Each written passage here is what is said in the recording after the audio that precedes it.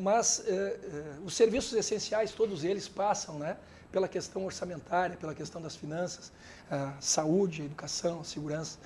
Por isso nós vamos continuar nesse tema de finanças públicas, chamando os auditores de contas, na pessoa do Dr. Felipe Costa Leiria, para propor uma reflexão ao candidato. Obrigado. Primeiramente, boa tarde a todos. Cumprimento os presentes aqui na pessoa do Coronel Frota. Agradeço o convite. E, bom, o que nós estamos tratando aqui, em síntese, é a capacidade do Estado promover o desenvolvimento socioeconômico. E uma das questões centrais, como já foi abordado, é a capacidade de financiamento dessas políticas públicas. Esse tema é central para a nossa categoria. E eu vou me valer do olhar crítico do candidato Roberto Robaina sobre a realidade e fazer uma provocação salutar. Tá? O que nós nos deparamos no nosso cotidiano é um certo enrijecimento da capacidade do administrador, muitas vezes, colocar em prática o seu projeto. Né? O senhor tem feito um discurso importante de se posicionar como uma candidatura de ruptura, né, de muitas situações que estão estabelecidas. Eu resgato dois temas aqui que são essenciais na nossa visão. Vamos retomar a questão da dívida, né, principalmente a renegociação do Pacto Federativo, onde temos uma dívida de 60 bi, gira em torno de 60 bi, mais ou menos 90% disso é contratualizado com a União e está, enfim, sob análise do STF, a viabilidade e a negociação de como vai ser pago.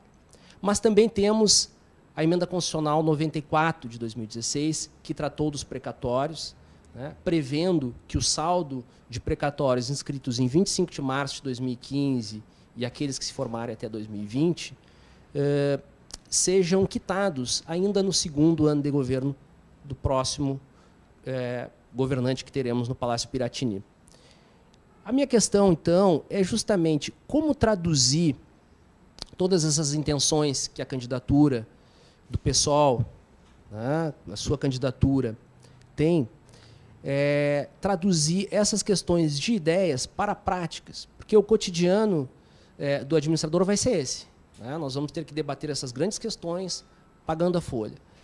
Evidentemente, eu sei que essa pergunta não tem uma resposta simples, mas se a gente puder explorar um pouco mais esse aspecto, como vocês enxergam, como a sua candidatura enxerga o tratamento dessas questões? Qual a posição do senhor sobre elas e por onde passa o encaminhamento delas vindo a ser o novo governante do nosso Estado? É muito importante, Felipe, a tua pergunta, porque a prática ela não tem como se materializar se não tiver ideias. Nós temos uma prática que é a prática usual, a prática tradicional, a prática da política dominante está aí. Essa prática está em vigor e ela é produto de determinadas ideias, respondendo a determinados interesses. Nós, de fato, temos uma posição que é uma posição contra a corrente, porque os interesses que nós defendemos não são os interesses da oligarquia financeira, dos grandes grupos empresariais, dos bancos, das empreiteiras, dos latifundiários, que dominam a política. Eles dominam a política. Quem tem dominado a economia tem dominado a política. É isso que está ocorrendo. O Rio Grande do Sul tem muito peso, por exemplo, o latifúndio no Rio Grande do Sul. O interior do estado do Rio Grande do Sul tem muito peso o latifúndio. E não é o pequeno agricultor que tem grande peso na política. O pequeno agricultor está tentando, inclusive, ter representação política já há algum tempo. Mas nós temos 3.500 fazendeiros no Rio Grande do Sul que detêm 33% das propriedades.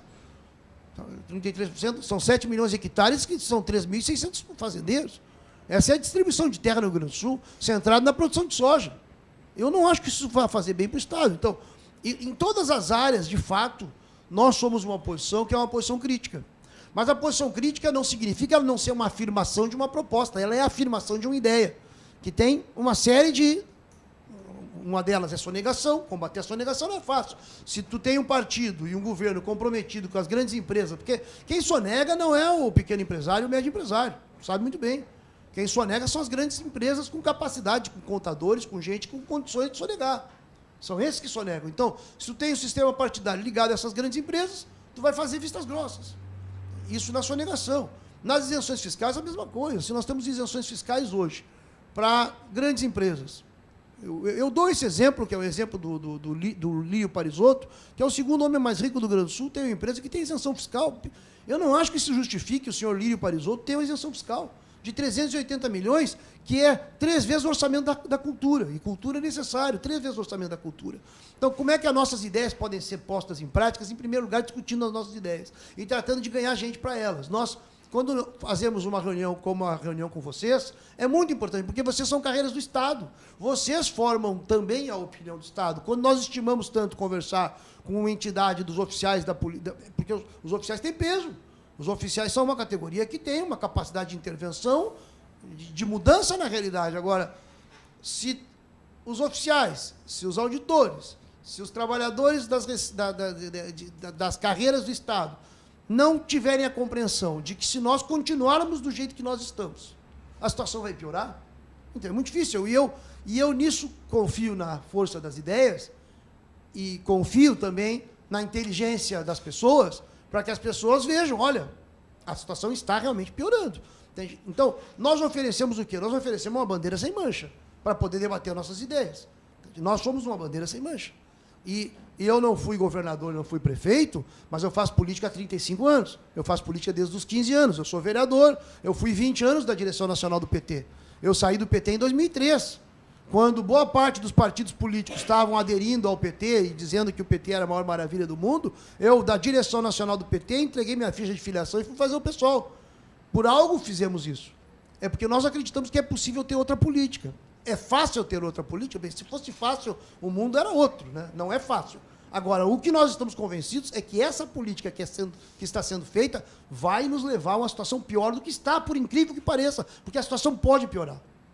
E a gente tem visto que a situação tem se deteriorado.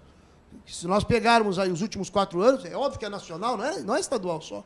Não é só o Sartori. Se for só o Sartori, é muito fácil. Se for só um problema de governo do Estado, não é um problema nacional. Eu responsabilizo o Sartori e o PMDB, porque é o PMDB que governa o país. O Eliseu Padilha, eu sei o peso que o Eliseu Padilha tem no PMDB do Rio Grande do Sul. É o braço direito do Temer, eu confesso para vocês. Nós estamos na televisão, mas eu torço para que o presidente Temer saia da presidência e vá para a cadeia.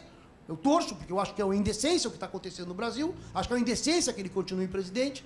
Então, são coisas que estão acontecendo no nosso país. E nós todos temos que pensar juntos. Então, como concretizar as ideias de mudança? Bem, em primeiro lugar, é preciso discuti-las. O tema da dívida é um, o tema dos precatórios que tu citaste é outro, porque quando nós falamos de precatórios, são 12 bilhões a dívida com precatórios. A dívida com a União é 60 bilhões. A dívida com a União não se pode mexer. Agora, os precatórios não se precisa pagar. Aí sim, o precatório ninguém dá bola para pagar. O precatório pode, e nós sabemos como foi, nós sabemos que as empresas